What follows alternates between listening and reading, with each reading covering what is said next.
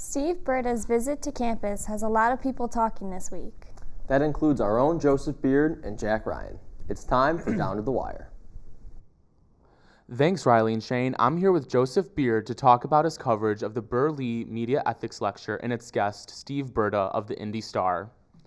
Thanks for having me.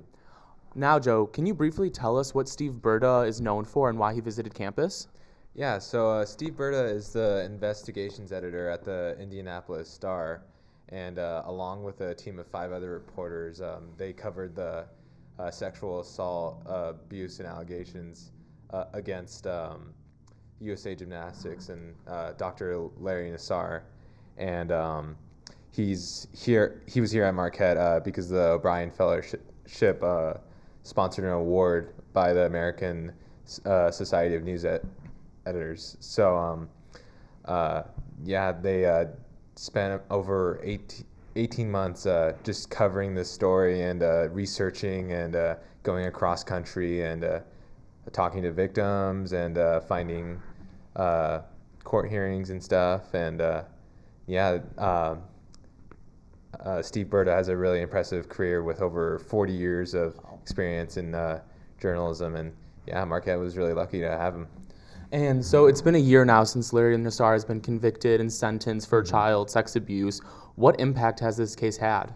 When the allegations first broke, and it was when it first was covered in the news, it was right around the time of the Me Too movement in Hollywood, and so that definitely had an impact there. But still to this day, the movement is going on strong, and it's allowing victims to speak up and feel confident and comfortable, and it's making sexual assault, bringing it to the light, and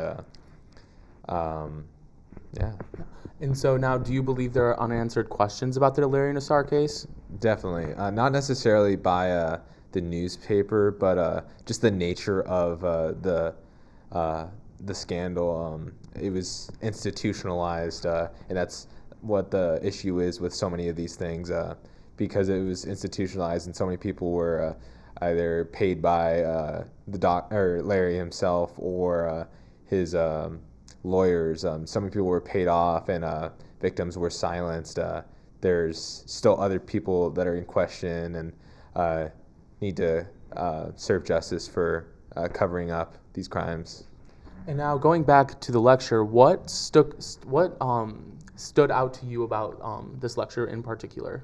Well, obviously, sexual assault is such a emotional and intense issue.